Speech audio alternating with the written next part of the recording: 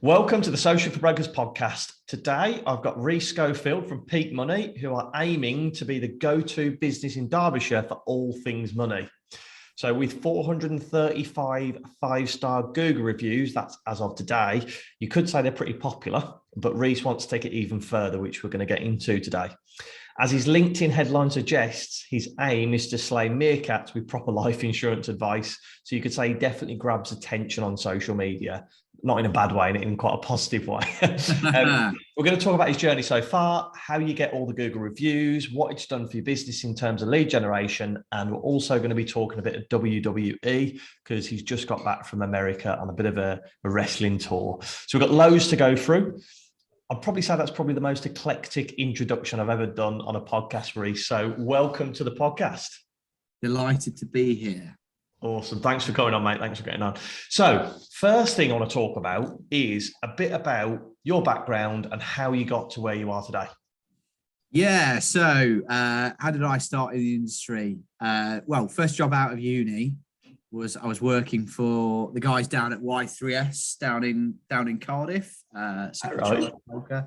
And then credit crunch happened, and all of a sudden we couldn't self-certify second charges anymore. So overnight that kind of went a bit wrong.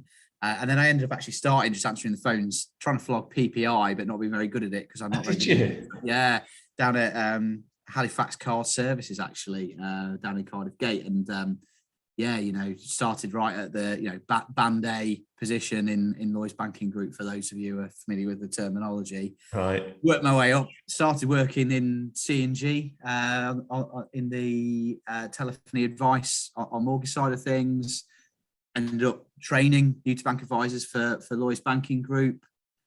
Then I was bank manager for a bit. Got very attached to the title, hated the job, and put. I was going to say, you don't strike me as like a corporate bank manager type. I didn't have a beard then, and I used to wear a shirt and tie. But then I, sort of very attached to the title for this job I hated, and put off becoming a broker. And I don't know why it took so long to do it, because I did it and then never really looked back. So I joined JM in the Derby office. Didn't even have a private office. I used to sit and interview clients in the middle of the estate agency branch. Did you? It was literally the worst office we had in the patch by a country mile. But I was very good at self-generating my own business. And then I ended up running the North Division. This is what I'm struggling with now. I've got a business been running for 3 years. I don't think I've ever done a job for more than 2 years, because first year you learn how to do it. The second year you do really, really well. So in the second year I was top divisional sales director, but then I was like, well, I'd recruited a lot of people who who had an eye on going self-employed. I thought, well, why the heck am I not doing that and setting up my own business? Because I've got a lot of time for a lot of people in Spice of Heart, but there's only one millionaire who works for Spice of Heart, and it ain't me. So so that's why I set up Peak about 3 years ago. Just me, no outside investment or anything like that. But we'll be by the end of June up to 9 advisors. Got a couple in the offing to come in a bit slightly later in the year as well. Admin team. I don't know. We seem to be doing all right. How many staff have you got? You say you got 9 brokers now. We'll be up to 9 by the end of June. I think at the minute, there's 17 people in the company WhatsApp group. I think that's the only way I can track it, to be fair. One of them's actually left, but we're too attached to them, and they're too attached to us, and we don't have the heart to kick them out. So, Abby, who used to do our social media, is still in there, loitering. But we've. It seems like a big. Looking at you guys on social media and seeing what you guys do, it seems like doesn't seem like a mortgage company. I mean, I got to know you from the beer in the office. Yeah, I think that's the one thing I saw, and you put that on social. The dogs in the office. And it was just like this one big family. What would you say makes your mortgage company different to anyone else's? Well, I think the reality is financial services is bloody boring. You ask someone, you say describe a financial advisor, they're going to describe some boring bugger in a suit. Yeah. And actually, if you ask people the sort of person they want to talk to, they're probably a bit put off with that now. Don't get me wrong, there's still some people out there who love a suit and tie approach and lots of grey. And we actually have a brand under Peak that caters to that to a certain degree. Oh, okay. But most people these days probably aren't interested in that. They want approachable, they want laid back. We've got the office beer fridge, we've got puppies. There's always a puppy or two in the office. Where do they come? Do you like rent them for the day or something? No, it's the beauty of having a big team is everyone seems to want a dog. We do have a limit. I don't let anyone. We never have more than 2 in the office at any one time because otherwise it'd be a complete free for all. And I mean we've all got our favourites as well, but I won't say who because I'll get in trouble with the owner. Everyone in the office knows who my favourite is. So there's that sort of relaxed approach, and I was talking to an estate agent that works with us earlier, and we're talking through sort of growth plans and things like that. And I said one thing that's on our mind is we've been in our office. We moved office 2 years ago, and then we've took on 2 subsequent units next door in the years after that. And I said, well, we've got a break clause next year, and we pay a lot of money in rent at the moment. And one of the things that we might look at this time next year is buying premises. And I said, you know what the best thing would be is if we bought a pub. And had a pub as our head office, and I just think it'd be such a good idea. There's plenty of like local breweries and people like that who'd probably be up for running the day-to-day bit of the pub, but it's cheap office space for us as well potentially. I'm sure there's probably some planning implications there, but you heard it here first. I would like there to be a peak pub, Peak money pub. Yeah, exactly. There's one around the corner from here, but I haven't got the money to buy it just yet. So, be awesome. Yeah. So how do you find? Because a lot of people will be at this point at the time, so it's very busy, and they're looking to hire staff. At what point do you know to hire staff, and where do you find good staff? Yeah, well, I think the point where you need to hire them is if you're working at all hours of consistently for a couple of months on end. If you're working all hours every day, what's the point? I've said to the guys, I target the guys to write 20 grand's worth of gross business a month. That's what good looks like for people, because there's a lot of support here. Everyone's got admin. We've got someone who helps get your cases on the system. We've got more people to talk to than you can shake a stick at. I want 20 grand a month. But what I say to the guys, I say, don't be a hero about it. The moment you're doing more than 3 mortgages a week or so, guess what? You don't have the time to sell protection properly, etc., etc. You might do more mortgages, but your income doesn't go up anymore. So what's the point in doing it? You're just working harder for the same reward. Sure as eggs is eggs. No one can fully protect on their own 30 mortgages a month. You might just about be able to manage to do. I've had months where I've done 30 mortgages and my case size was crap. But you might and consistently can do 12 and do every single one properly, do legals on it, do protection on it, do your B and C, maybe refer it for will, estate planning, maybe refer them over for pensions, investments, or the other bits and bobs that we do, maximize your income from those. But the moment you're doing more than 2 or 3, 3 a week yourself, and you're creaking for a prolonged period of time, you need to look at taking someone on. Do you take someone on employed? Employed is a scary thing to do because you've got to pay a lot of money, and it's 6 months before you're going to see anything off the back of it. And we're only now probably, we took on 4 employed advisors last year, and we're only now at the point where we're probably seeing actually the money from the back of it. But you can go down the self-employed route where someone comes in and actually they'll be a bit more self-sufficient, but you're almost topping them up a little bit, and those, even if you're sending them a decent case a week, well, that pays their bills whilst they build their own back book. So there's a couple of ways that you can grow. The other one is take on a mortgage admin so you can focus on maybe seeing some more clients. But very often, if you get the right mortgage admin, that could be your advisor of the future as well, if you put them through CMAP and that sort of thing too. And you can ease them in. My admin Kendall's on her induction course this week, so she'll be up and running in a couple of weeks' time. And genuinely, I think by the end of the year, I don't mind saying it because everyone in the office agrees, I think by the end of the year she will be our best advisor. Because she's got that work ethic, she can talk to people, and those of you who've worked in estate agents before will know that every office will have a shit shoveler that deals with everyone else's rubbish when things go wrong. Well, guess what? That was Kendall when she was an estate agent, and she took it all in a stride. And knows how to have those awkward conversations sometimes with people. Absolutely right. But I think if you if you're out there recruiting, I mean, you can pay a recruitment agent. I've never paid a recruitment agent ever for recruiting anyone, even when I was a divisional sales director. Mine comes out and genuine networking on LinkedIn is probably our main source of recruitment, not just spamming every mortgage advisor under the sun. You've got to give a little too. Don't get me wrong, sometimes I might spam people a little bit, but you've got to warm people up first a little bit as well, I think, and actually there's a bit there. JM have been quite useful from a recruitment point of view for us as well, because we do have access to their support from a recruitment point of view, and they have given us some good guys too, and that would be a tick for them. So I'd be a bit remiss if I didn't give Preeti a shout out for finding Julie and Nick, but the other guys we kind of found. Anyway, Vicky, who works for us now, I've finally managed to get away from Connells, but I've been working on her for 6 years by the time she ended up coming over here. And they gave her the usual, don't go over there, there will be this, that and the other. But then the funny thing is there are a few people who used to work with me in that organisation who said, absolutely, you need to go and work with Rhys. So yeah, but I won't say who because I don't want to get them in trouble. Thank you.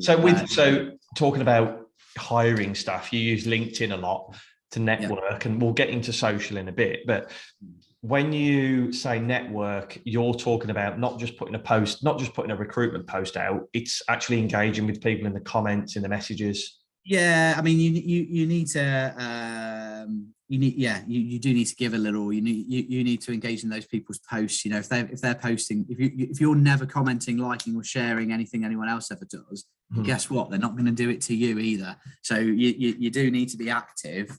I know that's time consuming, don't get me wrong. We've mentioned whilst we've been catching up before, I've been working with Leah Turner, who's absolutely fantastic, and we did our we had our catch up the other day. I said the bit that I've probably not been very consistent with, because the last month that I've been supposedly working on this, I've been on holiday to Texas, I've had COVID, and then I've had another holiday. So that's probably slipped down the list a little bit. But one thing which is really useful, which she said to me, is have a hit list of guys that you will probably have the little bell, so you get notified when they make a post, so you can engage with that. But then also have a Word document as well. So if there's any of those bells that you miss, you make sure that you're engaging in all that stuff. So if you've got some people that you play the long game, I think is the point. I recruit months before I actually need someone. So that's when I'm having coffee chats with people. I'm having coffee chats with people now that we might not start to work with until 2023. But the point is I'm talking to them now. So we've had an informal coffee. I can say, yeah, right, it's starting to come together. Where you at? Is this something you still want to do? So that's the beauty with recruitment. Don't stop recruiting because you're fully staffed. Keep recruiting. Keep the fit, because it's so much harder to start that momentum. If you needed to hire somebody today, you need, as you said, you needed to do it kind of 6 months ago to put the feelers out, to show them who you are, what you do. Even uploading things like you do in the office, you're giving potential employees an insight into what your office runs like, aren't you? Yeah, and that's pretty cool, because we're at the point now where I put something out to say, oh yeah, we are looking to grow and have different advisors in different towns in Derbyshire. And lo and behold, I've got 5 brokers approach me who out of that on DM, because they don't want to comment publicly, because they don't want the current employer to know. But they said, can we have a chat? I love seeing what you guys do, how you operate, the environment in the workplace environment and culture you've got. And we get approached by people who want to work for us now. Well, great, we can cherry pick and make sure that we only work with the best people. Because that is something that's really important to me. Is we got bloody high standards for how good you've got to be for an advisor to work at Peak. Like I said before, I expect my advisors to write £20,000 gross business a month. They've got the clients and the appointments to see it, because we don't buy leads or anything like that. We've got a couple of estate agents and introducers we work with, but most of our stuff is people who've contacted us because they want to use us already. There's no reason for them not to use us. That is business that's waiting there to be written and done. So we can keep the advisors busy enough to see the people they need to see. You see 5 Peak clients, you've got 4 sign-ups there. to be fair, and the Really ones teed up because they've bought into you already. This takes us perfectly onto the social part. They've bought into you already because they've looked at your socials. They know who you are. They've looked at your Google reviews, and that's one big area I want to speak about because as of today, we're recording this on the 26th of April. You guys have 435 five-star Google reviews. Yeah, and I think before we started, I said, well, actually, that's not right. Actually, Chris, you got that wrong, mate. It's actually a lot more. Wrong. But I think the thing is, we've stopped saying we have the most five-star Google reviews in Derbyshire because it seemed to wind up a lot of the competition, and unfortunately, it kind of drove them a little bit to work on their reviews. Right. Yeah. So we actually have another 7 for our site in Alton, 64 in Swadlincote, and 66 on our Wills page as well. So I think that's 540 odd or something like that reviews. Wow. In total. So talk us through. Yeah. When do you ask for them? How do you ask for them? To be honest, the admins ask for them. Okay. At the end of the process. So we run. Because we have such high standards when it comes to what we want from the advisors. 20,000 gross business a month means that we can afford to run pretty much one admin per advisor. And there's not many mortgage advice firms that run one admin per advisor. And our admins are the ones. So the mortgage advisor probably deals with the client for maybe the first week or two, maybe if that. But the admins take everything on, and it's the admin who's got the relationship, who's the shoulder to cry on, the person kicking the estate agent's ass, the person, and we'll come on to solicitors later, no doubt, the person who's stopping the client from wanting to top themselves because the solicitor's shite. That's the best person. That's where the relationship is. Yeah. That's the person to be asking for the review is the admin. Because they've got that relationship. Yeah, and I incentivize the admins, I incentivize everyone in the business. If you get mentioned in a 5-star review by name, you will earn a bonus. So that's something that we've incentivized everyone on, and that's the big thing that's on the board in the corner in my office. Mm-hmm. Most important, biggest part of the board is our 5-star Google review tracker. Is it? Always has been. But then the thing which why we did it was when I was launching Peak. I don't tell anyone. I don't live in Belper, where we're based. I used to live in Derby. I don't even live in Derby anymore. I live in a different county. I live in Leek. But when I was looking at Derby, top in Derby had about 66 5-star reviews. I thought, okay, that's a bit. But then actually Belper, which is a big, decent sized town, most 5-star Google reviews in that town, I think at the time was 7 or something like that. I thought, well, me. I know 7 people who I've done a mortgage for who will leave me a 5-star review. All of a sudden, you do that, you get your ones from your protection, and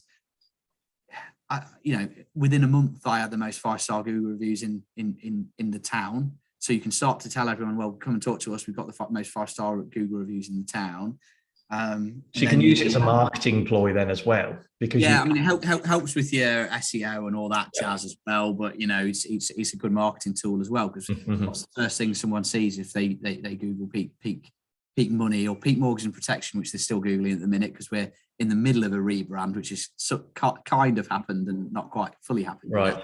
But they Google Peak Mortgage and Protection, they see our Google reviews, and that's the way it should be. First thing you see should be a company's reviews. And is it something that gets brought up when clients do they contact you through Google My Business? Do they mention it?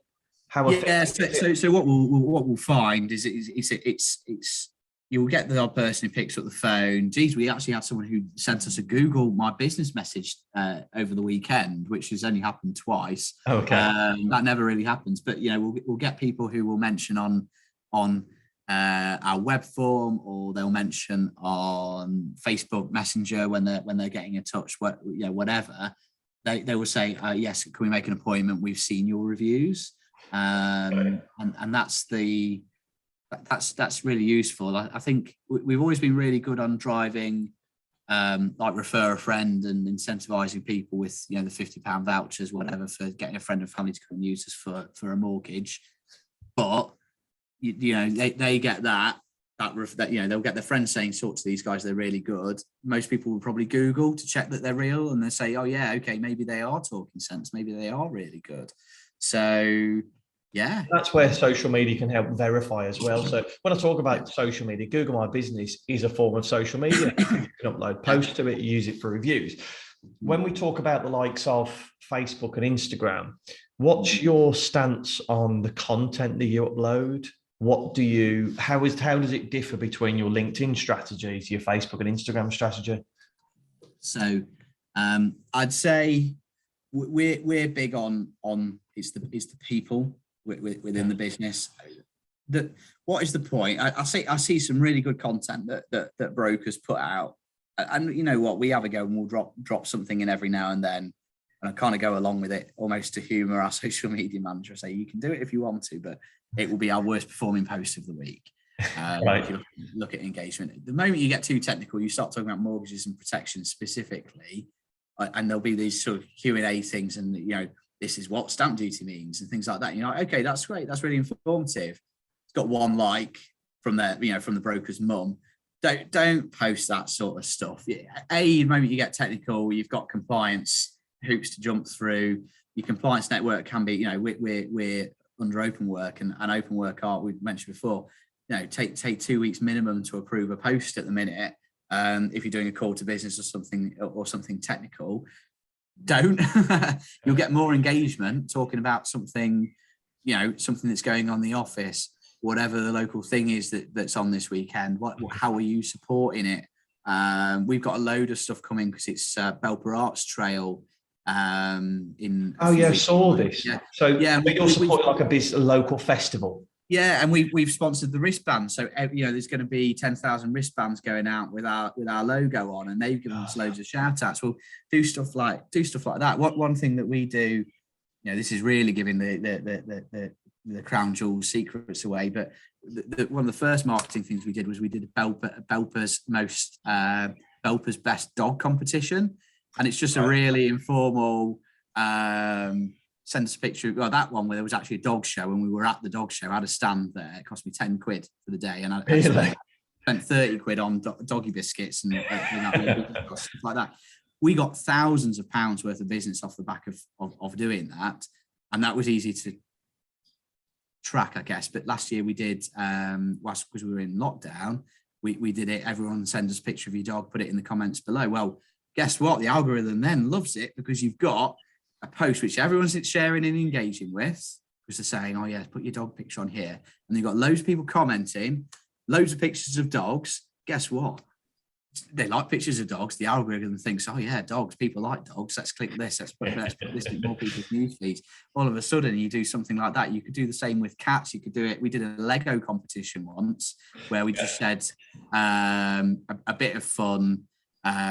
We spent 70 quid on a Harry Potter Hogwarts Express Lego train set, and we got everyone to just send in a picture of their Lego creation in the first lockdown, and stuff like that. Little thing you can do it. Well, guess what? But you can still mention in there, brought to you by Peak Money. Yeah. Over however many 5-star Google reviews, what we do, that sort of thing. We brought you this. All of a sudden, you're in people's consciousness.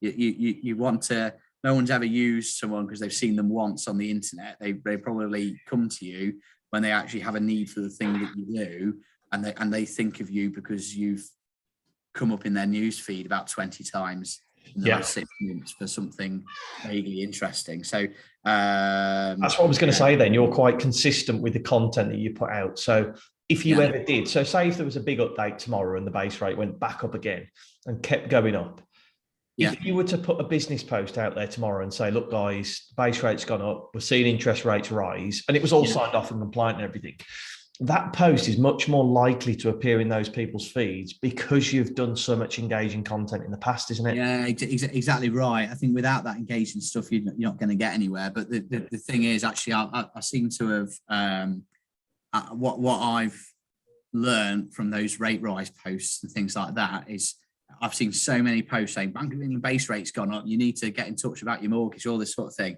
Well, every frigging broker in the country has put out a post to say Bank of England base rate's gone up, etc., etc.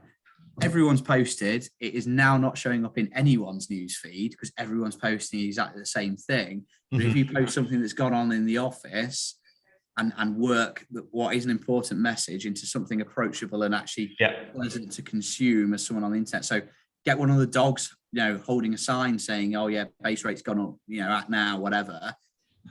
Do it in a way, and you can cleverly do it so it's not a call to business. It's that it's just a statement of fact. Bank of England base rate's gone up. That is going to be the sort of thing which most people know what Bank of England base rate going up means.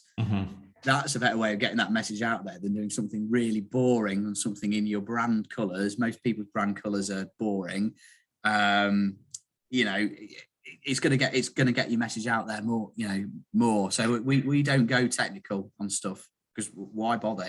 That's not you guys, is it? It doesn't resonate with you as a business, really, does it?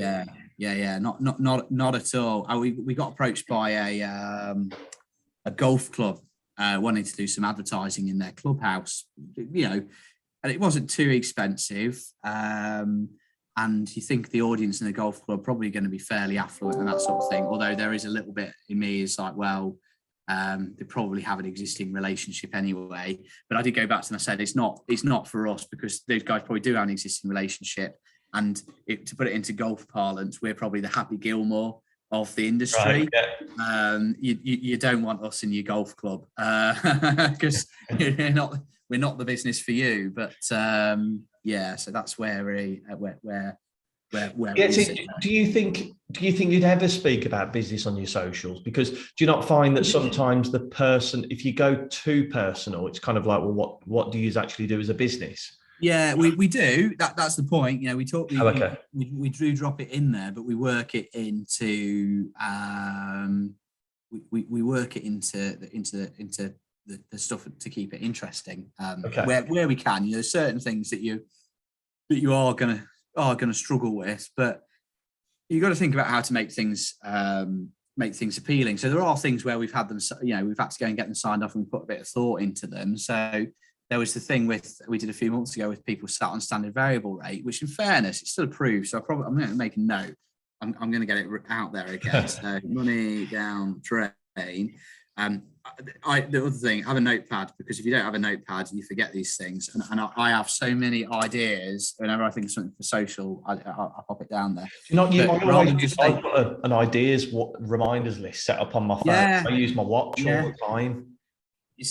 I think you need it. But yeah, we did a post, we know anyone who's sat on standard variable rate is probably an idiot because they're wasting a load of money each month. And I don't think the public quite understand. There's people who sit on standard variable rate who are literally throwing hundreds of pounds a month away by not doing anything. So we did a video where I had a bucket of pennies and I was pouring it into a sink. And they said, what are you doing? I said, I'm throwing money down the drain. And then we worked in our message around, if you're on standard variable rate, you may very well be throwing money down the drain because it's a holding rate that is just there to spur you into doing something else. You're paying over the odds. Talk to us. So there's things that you can do to make it interesting, but there's no point in doing a post which is a vomit of facts on a screen because no one's going to engage in it and no one is going to contact you off the back of it. You might get lucky every now and then, but that's where we speak to a lot of clients about this, where it might be that people try and talk about the news and always post an article to a local paper, to like a Guardian article or something. Whereas what we do is we'll repurpose it for them. And as you said, use idioms or sayings or things like that, like throwing money down the drain. Yeah. That when people are scrolling on social, because some people might not be confident enough to do that video like you guys would do, but we repurpose it into something that is going to try and stop them scrolling. That's what you want to do. Whatever you can do, try and make it different. We try and make content that they wouldn't necessarily think a mortgage broker does. And it's the worst thing that you can do is do a link to an external page anyway, because Facebook, they are designed. They want you to stay on that page for as long as possible. If you're doing a link to an external page, they don't want people to click on it, so the algorithm is not going to push it. So do stuff which is going to keep people on the page, and play the game with the algorithm, that's what I've always said with Google SEO, going down that route, you do whatever Google says, do it. If Google turned around tomorrow and said every website that's bright green we'll put on the first page, you'd go and turn your website to bright green, wouldn't you? Yeah, you would, and like, you know, it's funny. We post what we do on Google My Business, because posting on social media, you can repurpose your stuff and you post on there. And to be honest, I don't quite know how it works, but we've always just done it, and it seems to work. But you look at our pictures, which have done the best and appeared in most people's feed. It probably tells us we probably need to do more of it. But pictures of dogs. You know, we posted 13 weeks ago. We had the morning meeting, and we had Murphy, one of the office dogs, sat in the morning meeting, and everyone just sat around. But it's been viewed 2,100 pounds, and that'll be people who are searching 2,100 times, and that'll be people who are maybe searching for us or something we do. So that's something which makes us nice and approachable. Mm-hmm. And I think we did have a picture which was just a loaf of bread that a client brought me once, and I think it got viewed 4,000 times on Google, and that's by people. That's people who are searching for what we do.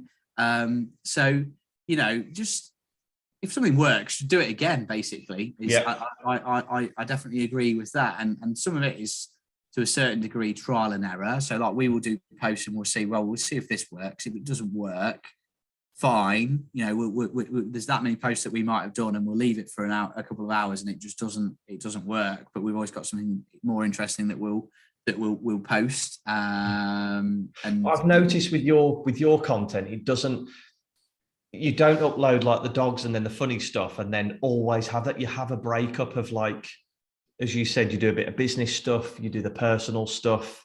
Yeah, it might be like a photo of the dog, but you always. I remember seeing one where there's you and I don't know whose dog it was, looking at the map, and it was like, we want to become the number one. Yeah, that was me and Murph. Yeah. So stuff like that, you'll always relate it back to the business. So you can upload personal stuff that gets back to the business, doesn't it? Yeah, exactly. And I think you can relate it back to the business in a nice, approachable way, and that's what we try and do.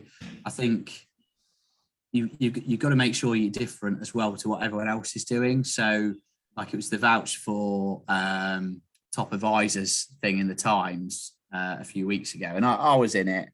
I'll be honest, I forgot to buy a copy of the paper that day. But I've got the trophy, which I broke already. I dropped it the day I had it and broke the star off the top of it. So there we go. But all of a sudden, you have that week where everyone's posting their picture of the paper and their trophy if they've got it. Well, that's not the week for me to post that, I'm in the Times top advisor list. Because by the time you post about it, you can't get a copy of the paper anymore. So everyone else has done it. What's the point? So keep my powder dry for that, and I've got that one lined up the next time we're struggling for something, or if we don't use it before, we'll use it in a couple of weeks' time. We'll do it interestingly, but what we won't do is we won't just do a picture of the trophy. We'll do a picture of someone doing something funny and entertaining with the trophy. Because that's what gets engagement. You look at successful brands on social, and you'll find very few that don't contain the people working for the brand that are successful. Mm-hmm. We're in a people business, and it helps with the recruitment. That's social.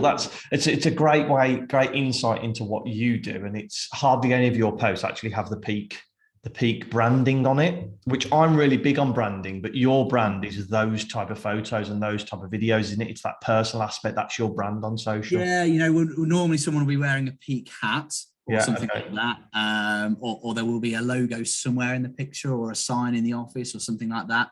But yeah, we don't tend to brand up our posts too much. We do use our brand palette quite a bit. So even if it's not our logo, you'll notice the colour scheme has probably got some part of our colour on. Mm-hmm. But our new Peak Money branding is absolutely mental. So I've seen it's like psychedelic, isn't it? So it's awesome. Like, it's great. It looks fab. Yeah. But I think that's going to open some real interesting doors to that. That will really make us stand out against our competitors. Is having quite a funky new set of branding. I mean, I wanted to go full on rainbow with a unicorn on it with massive muscles and things like that, and I was told no. You were toned back, yeah. But I mean that's just me. We might get a mascot created It's pretty badass. Who knows? But yeah. Right. Well, that's some great tips for people on social to give them an idea. If you don't want to go down that business route, that constantly talking about it, kind of follow those steps of how to do it personally, because it does work.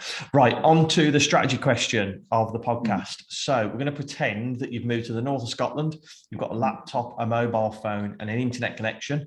What do you do to start generating new business?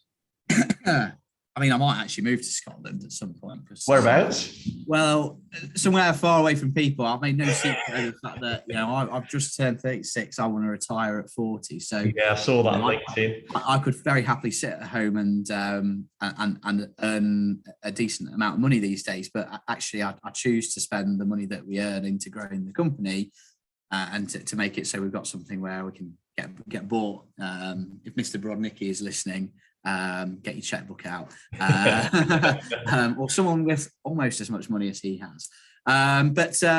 Anyway, and the plan would be to go somewhere remote, like this. Yeah, and you can be anywhere in the world now. I was joking. I've just got, like I said, just got back from Texas, and God, I'd love to work on a ranch and just do an appointment a day or something like that. But I think if I retire, I'll get bored.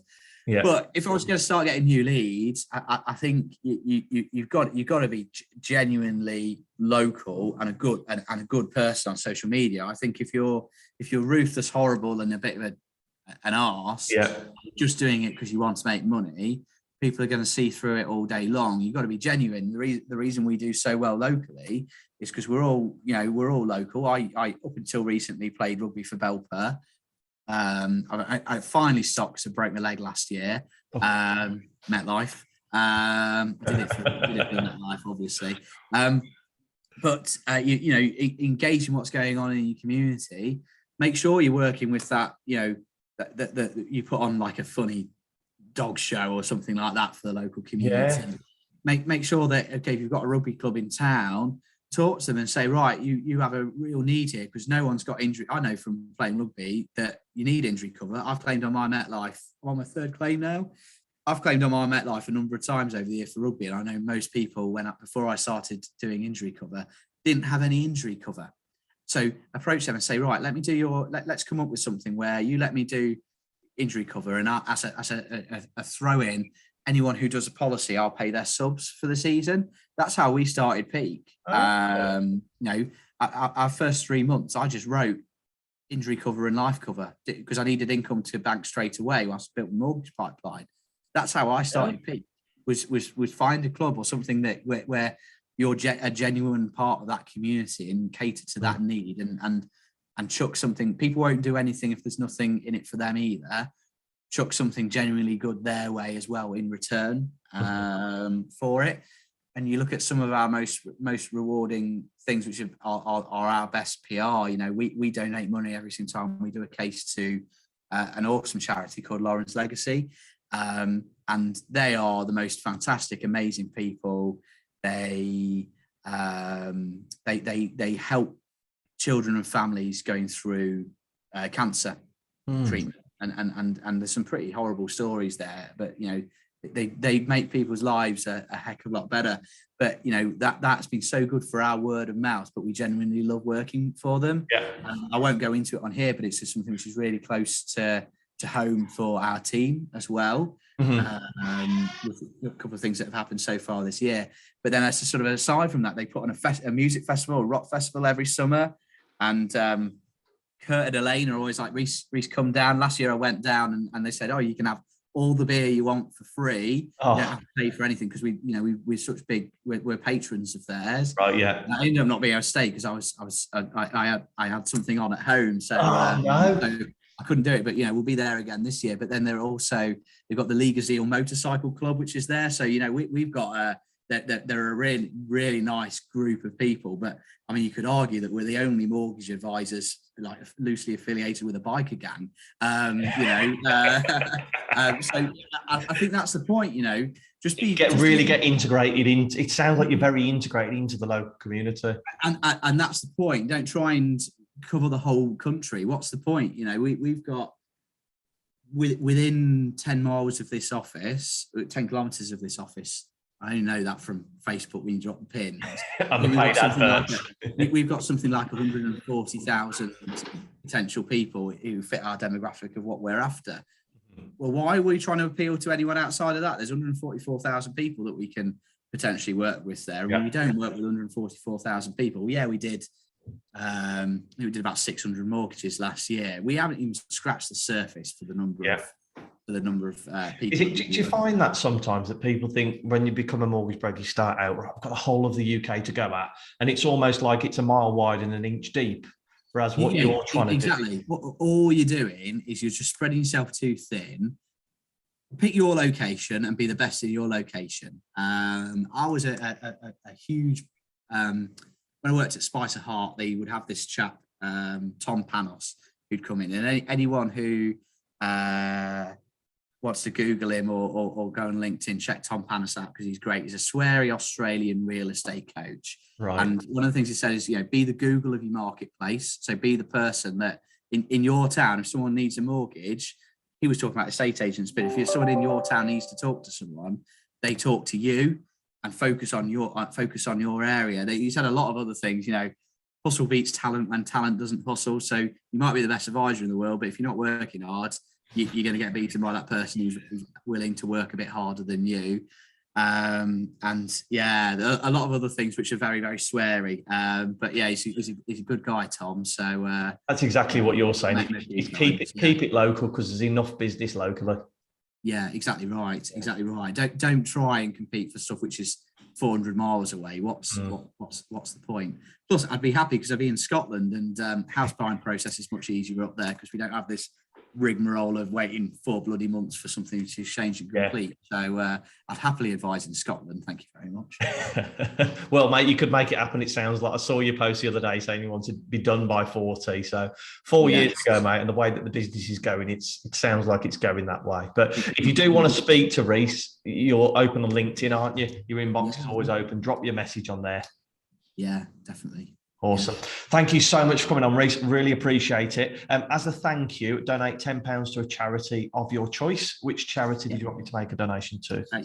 Absolutely. To our friends over at Lauren's Legacy.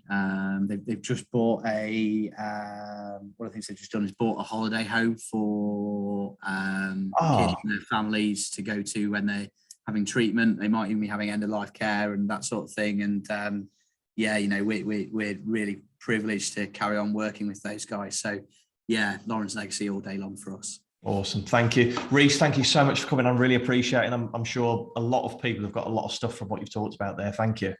Good. Thank you. Cheers, Rhys. Thank you. Cool.